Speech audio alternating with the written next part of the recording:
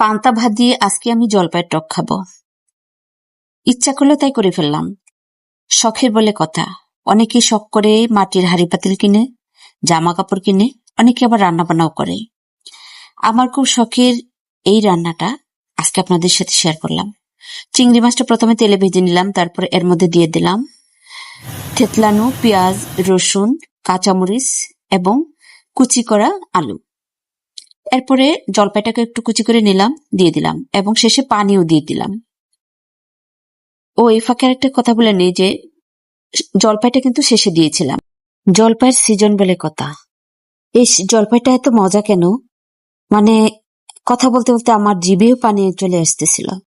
একটু বেশি করে পানি দিয়েছিলাম যাতে অনেকবার খেতে পারি। তো শেষে ঢেলে নিলাম একটা বাটিতে।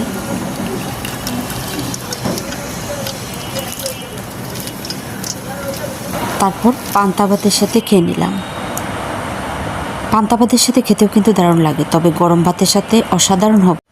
জলপাইয়ের ভয়েস দিতে গিয়ে কতবার যে আমার পানি চলে আসতেছে গলায়। সবাই অনেক ভালো থাকবেন। আসসালামু আলাইকুম।